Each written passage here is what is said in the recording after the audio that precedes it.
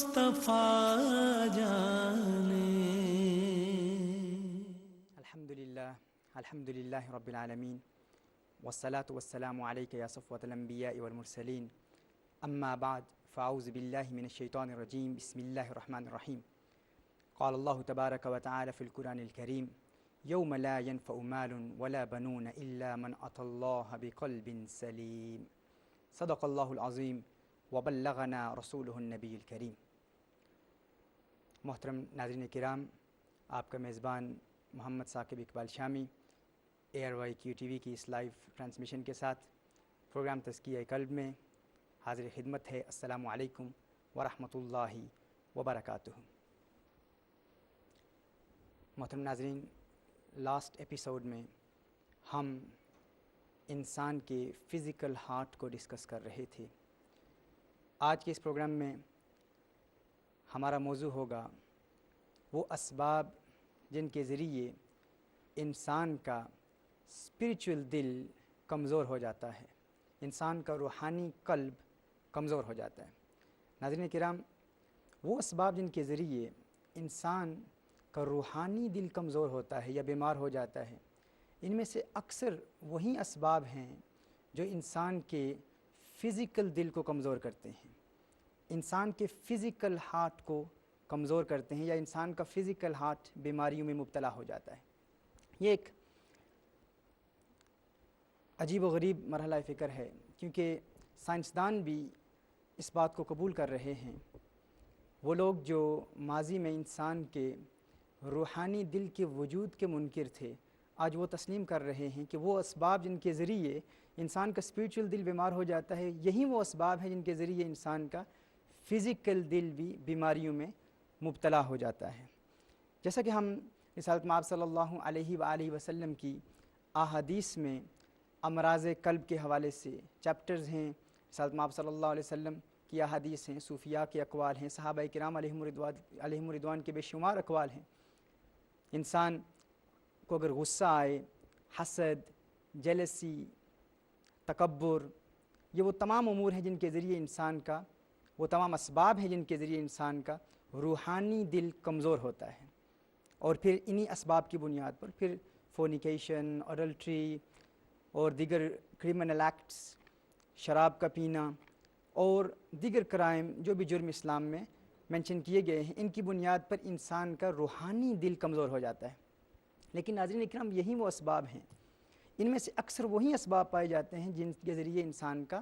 Physical دل بھی بیمار ہو جاتا ہے. اب جب روحانی دل بیمار ہوتا ہے تو اس کی قسمیں ہیں، صوفیاء نے بیان کی ہیں: القلب المختوم علیہ، القلب المیت، القلب الشیطانی، القلب القاسی، القلب الغافل، القلب المرید. یہ تمام اقسام ہم انشاءاللہ فیوچر میں آنے والے ایپیسوڈز میں، لیکچرز میں ہم ڈسکس کریں گے اور دیکھیں گے کہ ہمارا قلب کیسا ہے، ہمارا دل کیسا ہے. لیکن جس امر کی طرف آپ کی توجہ مبذول کرنا چاہتا ہوں وہ یہ ہے کہ ہمارا فزیکل دل بھی انہی اسباب کے ذریعے بیمار ہوتا ہے. فزیکل دل کی بیماری کے حوالے سے رسالت مآب صلی اللہ علیہ وسلم کی احادیث ہیں جن کو ہم روحانی دل کی بیماری پر بھی وہ احادیث دلالت کرتی ہیں. حضور اکرم صلی اللہ علیہ وسلم نے ارشاد فرمایا: الا ان فی الجسد مضغۃ فاذا صلحت صلح الجسد كله فاذا فسدت فسد الجسد كله الا وهي القلب. رسالت مآب صلی اللہ علیہ وسلم کا یہ فرمان عالی شان، جس میں میرے آقا صلی اللہ علیہ وسلم فرماتے ہیں کہ انسان کے جسم میں ایک گوشت کا ٹکڑا ہے، ایک مدغہ ہے، ایک گوشت کا لوتھڑا ہے. اگر وہ درست ہو جائے تو سارا جسم درست ہو جاتا ہے، اور اگر وہ بیمار ہو جائے تو سارا جسم بیمار ہو جاتا ہے. الا وہی القلب. حضور نے ارشاد فرمایا کہ وہ دل ہے. The Messenger of Allah صلی اللہ علیہ وسلم said that there is a piece of flesh in a human body which if it is corrupt then the entire heart will be corrupted, and if that is sound, if that piece of flesh is sound in the human body, then the entire body will remain sound. And Rasulullah sallallahu alayhi wa sallam said that is the human heart. ناظرین کرام، ہم یہ سمجھنا چاہیں گے کہ وہ کون سی بیماریاں ہیں، وہ کون سے اسباب ہیں جن کے ذریعے انسان کا روحانی دل بیمار ہوتا ہے، اور وہی بیماریاں انسان کے فزیکل دل کو بھی بیماریوں میں مبتلا کر دیتی ہیں. اس حوالے سے دا ہارٹ میتھ انسٹیٹیوٹ نے اپنی ایک لیبارٹری کی ایک ایکسپیریمنٹ کی، اور وہ کہتے ہیں کہ when people focus on their hearts and activate a core heart feeling such as love, care, or appreciation. This focus changes the heart rhythms immediately. When positive emotions such as happiness, compassion, care, and appreciation are activated, there is increased production of DHEA in the human body, a hormone that fights aging in human beings. If the heart suffers from spiritual diseases such as envy, anger, or hate, DHEA production is reduced. ناظرین ہم یہ کہتے ہیں کہ جس طرح انسان کے اسپریچول ہارٹ، انسان کے روحانی قلب میں کمزوری پیدا ہو جاتی ہے،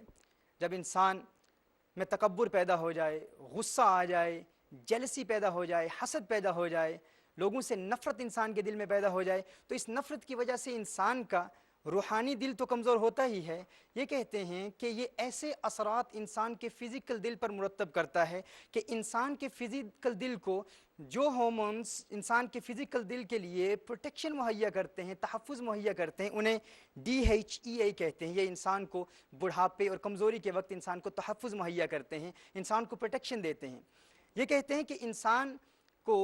وہ ہارمون جو انسان کو پروٹیکشن دیتے ہیں اور بڑھاپے میں انسان کی مدد کرتے ہیں یا انسان کے فزیکل ہارٹ کو تحفظ مہیا کرتے ہیں، انسان جب غصے میں آتا ہے یا انسان جب حسد کرتا ہے یا جب انسان کسی سے نفرت کا اظہار کرتا ہے یا انسان ناخوش ہوتا ہے یا انسان میں ایک ایسی کیفیت پیدا ہوتی ہے جس میں وہ چاہتا ہے کہ میں ہی سب کچھ ہوں اور میرے علاوہ کوئی شخص کوئی صلاحیت نہیں رکھتا، کہا کہ اس سے انسان کے فزیکل دل پر بھی اثرات مرتب ہوتے ہیں، کیونکہ یہ جو DHEA ہارمونز ہیں یہ ان کی پروڈکشن ریڈیوس ہو جاتی ہے، یہ کم ہو جاتے ہیں، جس کی وجہ سے انسان کا فزیکل دل بھی کمزور سے کمزور تر ہوتا چلا جاتا ہے اور بیماریوں میں مبتلا ہو جاتا ہے. ناظرین اکرام، اگر ہم غور کریں یہ تو فقط ایک فیکٹر تھا. اس کے علاوہ ہم جانتے ہیں کہ رسالت مآب صلی اللہ علیہ وسلم کی ٹریڈیشنز اور صوفیاء کے اقوال اور قرآن کریم کی آیات بھی اس پر دلالت کرتی ہیں کہ انسان کچھ ایسے امور ہیں جن کے ذریعے انسان کا روحانی دل بیمار ہو جاتا ہے. مثال کے طور پر زیادہ کھانا کھانا، اس سے انسان کا اسپریچول دل، انسان کا روحانی قلب کمزور ہو جاتا ہے. اب زیادہ کھانا کھانے سے انسان کا فزیکل دل بھی کمزور ہو جاتا ہے. زیادہ کھانا کھانے کے حوالے سے اور پیٹ بھر کر کھانا کھانے کے حوالے سے رسالت مآب صلی اللہ علیہ وسلم کی احادیث سماعت فرما لیں. حضور اکرم صلی اللہ علیہ وسلم کی ایک حدیث سنن ابن ماجہ میں ہے، میرے آقا صلی اللہ علیہ وسلم نے ارشاد فرمایا، آدمی اپنے پیٹ سے زیادہ برا برتن نہیں بھرتا، انسان کے لیے چند لقمے کافی ہیں جو اس کی پیٹھ کو سیدھا رکھیں، اگر ایسا نہ کر سکے تو 1/3 کھانے کے لیے، 1/3 پینے کے لیے اور 1/3 سانس لینے کے لیے. The Prophet of Allah sallallahu alayhi wasallam said, no man fills a vessel worse than his stomach. A few morsels are enough for the son of Adam alayhi salam to keep his back upright. But if he must eat more, then he should fill 1/3 of his stomach with food and 1/3 of his stomach with water and leave 1/3 empty for the air. یہ رسالت مآب صلی اللہ علیہ وآلہ وسلم کا کھانے کے حوالے سے میرے آقا صلی اللہ علیہ وسلم کی یہ تعلیم ہے، اور یہی وجہ ہے کہ رسالت مآب صلی اللہ علیہ وسلم the Prophet صلی اللہ علیہ وسلم lived with a flat belly and رسول اللہ صلی اللہ علیہ وسلم he passed away with a flat belly. میرے آقا صلی اللہ علیہ وسلم کا ساری زندگی میں کبھی بھی رسالت مآب صلی اللہ علیہ وسلم کا پیٹ بڑا نہیں ہے. میرے آقا صلی اللہ علیہ وسلم کا پیٹ ہمیشہ اندر ہی رہا ہے، اور یہ رسالت مآب صلی اللہ علیہ وسلم کی وہ تعلیمات ہیں جو کھانے کے حوالے سے، اور اس کے علاوہ بھی بے شمار ایسی احادیث ہیں. ایک اور حدیث آپ سماعت فرما لیں. حضور اکرم صلی اللہ علیہ وسلم ارشاد فرماتے ہیں، جب بندہ اپنے کھانے میں کمی کرتا ہے تو اس کا جوف نور سے معمور کر دیا جاتا ہے.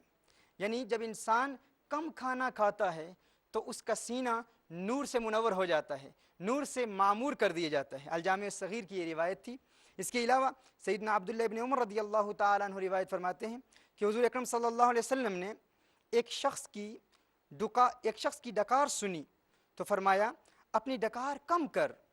اس لیے کہ قیامت کے دن سب سے زیادہ بھوکا وہ شخص ہوگا جو دنیا میں زیادہ پیٹ بھرتا ہوگا. یہ ترمذی کی روایت ہے. میرے آقا صلی اللہ علیہ وسلم نے اس حدیث میں بھی ارشاد فرمایا کہ انسان کو کھانا کم کھانا چاہیے۔ حضرت سفیان ثوری رضی اللہ تعالیٰ عنہ فرماتے ہیں کہ دل کی سختی کے دو اسباب ہیں، دل کی سختی کے دو کوزز ہیں، دو ریزنز ہیں، دو اسباب ہیں۔ پہلا سبب ہے پیٹ بھر کر کھانا، اور دوسرا زیادہ باتیں کرنا، زیادہ بولنا۔ ناظرین کرام، جب انسان پیٹ بھر کر کھانا کھاتا ہے، اگر آپ ایکسپیریمنٹ خود بھی کر لیں اور دیکھ لیں، یہ تجربہ کر لیں کہ انسان کو عبادت میں سرور نہیں آتا، عبادت کی حلاوت اور مٹھاس انسان محسوس نہیں کرتا۔ اگر آپ کسی محفل میں چلے جائیں جہاں ذکر اللہ کی محفل ہو یا رکعت انگیز دعا ہو، اور اس دعا میں آپ شامل ہوں، شرکت کریں، اور اگر آپ کا پیٹ بھرا ہوا ہو تو آپ کوشش بھی کریں گے تو اشکوں کی برسات نہیں ہو پائے گی، آپ کی آنکھیں پرنم نہیں ہو پائیں گی، دل میں ایک وجدانی کیفیت پیدا نہیں ہوتی جب انسان کا پیٹ بھرا ہوا ہوتا ہے۔ حضرت ابو سلیمان درانی رحمۃ اللہ تعالیٰ علیہ ارشاد فرماتے ہیں، میں عبادت میں سب سے زیادہ حلاوت اس وقت محسوس کرتا ہوں جب بھوک کی وجہ سے میرا پیٹ پیٹھ سے لگا ہوا ہو۔ فرماتے ہیں کہ جب بھوک کی وجہ سے بھوک کی اتنی شدت محسوس کروں کہ میرا پیٹ پیٹھ سے لگا ہوا ہو، اس وقت عبادت میں بہت حلاوت اور بہت زیادہ مٹھاس محسوس کرتا ہوں۔ اور امام اعظم ابو حنیفہ رحمۃ اللہ تعالیٰ علیہ ارشاد فرماتے ہیں کہ جب دنیا کا کوئی اہم کام یاد آ جائے تو اسے پورا کرنے سے پہلے کھانا مت کھاؤ۔ انسان کو دنیا کا کوئی اہم کام یاد آ جائے، کوئی امپورٹنٹ کام ہو، کوئی ضروری کام ہو، تو امام اعظم ابو حنیفہ رحمۃ اللہ تعالیٰ علیہ کی تعلیم یہ ہے، آپ فرماتے ہیں کہ وہ کام پورا کرنے سے قبل کھانا ہرگز نہیں کھانا چاہیے، یعنی پیٹ اس وقت بھرا ہوا نہ ہو۔ فرمایا فَإِنَّ الْأَكْلَ يُغَيِّرُ الْعَقْلَ، عقل کہتے ہیں کھانے کو، اور عقل کہتے ہیں دماغ کو، عقل کو، ذہانت کو، سمجھ کو۔ فرماتے ہیں فَإِنَّ الْأَكْلَ يُغَيِّرُ الْعَقْلَ، کہ عقل انسان کے عقل کو تبدیل کر دیتا ہے، کھانا انسان کے عقل کو ختم کر دیتا ہے۔ تو ان احادیث اور اسلاف کی روایات اور اولیاء کاملین کے فرمان سے یہ بات واضح ہو جاتی ہے کہ رسالت مآب صلی اللہ علیہ وسلم نے ہمیں کم کھانے کی تعلیم ارشاد فرمائی۔ ناظرین کرام، اگر ہم غور کریں، بے شمار ایسی روایات ہیں جن سے اس بات کی بھی وضاحت ہوتی ہے کہ جو انسان کم کھاتا ہے اس کا روحانی قلب، اس کا اسپریچول قلب، جس طرح ہم نے پہلے بیان کیا کہ ہمارے اس فزیکل ہارٹ کے اندر ہمارا ایک اسپریچول ہارٹ ہے، اور اسپریچول ہارٹ کا فزیکل ہارٹ سے ایک ربط ہے، ایک انسلاک ہے، ایک تعلق ہے، ایک افینٹی ہے، ایک لنک ہے۔ جب انسان کا اسپریچول ہارٹ کمزور ہو جاتا ہے تو انسان کا فزیکل ہارٹ بھی کمزور ہوتا ہے۔ اس حوالے سے ہم نے عرض کیا کہ ان احادیث اور ان روایات سے یہ بات واضح ہو جاتی ہے کہ جب انسان کم کھاتا ہے تو اسپریچول ہارٹ طاقتور ہوتا ہے، انسان زیادہ کھاتا ہے تو روحانی قلب کمزور ہو جاتا ہے۔ اب ہم دیکھیں گے کہ کیا جدید سائنس بھی یہی کہتی ہے انسان کی فزیکل ہارٹ کے حوالے سے یا نہیں، تو آپ سماعت فرما لیں۔ یہ ڈپارٹمنٹ آف ہیلتھ یو کے کی ایک تحقیق ہے، وہ کہتے ہیں among the physical diseases of the heart, the major one is the coronary heart disease. This occurs when the arteries that supply the heart with blood and oxygen become narrowed because of deposits of cholesterol on the artery walls. If not enough oxygenated blood can reach the heart, then an angina attack results. In more severe cases, if the supply of blood is completely cut off from a portion of the heart, a heart attack will result. حضرین اکرام، یہ کہتے ہیں کہ انسان کے جسم میں، جس طرح ہم نے پہلے بھی ڈسکس کیا کہ انسان کا قلب، انسان کا فزیکل ہارٹ انسان کے جسم میں خون پمپ کرتا ہے۔ یہ جو خون پمپ کرنے کی آرٹریز ہیں، یا جن آرٹریز یا جن شریانوں یا رگوں کے ذریعے سے انسان کا خون انسان کے دل میں جاتا ہے، اگر یہ رگیں تنگ ہو جائیں، اگر یہ کمزور ہو جائیں، اگر یہ تنگ ہو جائیں، چونکہ اگر انسان بہت زیادہ مرغن غذائیں یا چکناہٹ والی چربی یا فیٹس انسان بہت زیادہ کھائے، اور اگر انسان اس طرح کھانا کھائے کہ احتیاط نہ کرے، اور جس طرح میرے آقا صلی اللہ علیہ وسلم نے ارشاد فرمایا ہے کہ 1/3 کھانے کے لیے، 1/3 پینے کے لیے اور 1/3 ہوا کے لیے، اگر اس کا اہتمام نہ کیا جائے اور بہت زیادہ مرغن کھانے انسان کھائے تو اس کا انسان کے دل پر اثر یہ پڑتا ہے کہ انسان کی وہ جو آرٹریز ہیں، وہ جو رگیں ہیں، وہ بہت تنگ ہو جاتی ہیں، وہ تنگ ہو جاتی ہیں، جن کی وجہ سے انسان کا خون انسان کے دل تک نہیں پہنچ پاتا، اور اس کا اثر یہ ہوتا ہے کہ اگر وہ تنگ ہو جائیں تو انسان کو اٹیکس ہوتے ہیں جس کا انہوں نے بیان کیا کہ انجائنا اٹیک انسان پر ہوتا ہے، اور اگر وہ بالکل بند ہو جائیں تو ہارٹ اٹیک بھی ہوتا ہے۔ ناظرین کرام، اگر ہم غور کریں، حضور اکرم صلی اللہ علیہ وآلہ وسلم نے انسان کے روحانی دل کے متعلق بھی یہی ارشاد فرمایا ہے۔ رسالت میں آپ صلی اللہ علیہ وسلم ارشاد فرماتے ہیں، حدیث شریف میں ہے، بے شک شیطان انسان میں خون کی طرح گردش کرتا ہے، تو بھوک اور پیاس کے ذریعے اس کے راستے تنگ کرو۔ بھوک اور پیاس کے ذریعے شیطان کے راستوں کو تنگ کرو۔ ان الشیطان یجری فی الانسان مجری الدم، شیطان انسان کے جسم میں خون کی طرح گردش کرتا ہے، اور حضور اکرم صلی اللہ علیہ وسلم ارشاد فرماتے ہیں، اگر تم شیطان کے راستوں کو تنگ کرنا چاہتے ہو تو اس کا طریقہ کار کیا ہے؟ بھوک اور پیاس کے ذریعے شیطان کے راستوں کو تنگ کرو۔ جب ہم نے سائنسدانوں کی بات پڑھی تو معلوم ہوا وہ کہہ رہے ہیں کہ زیادہ کھانا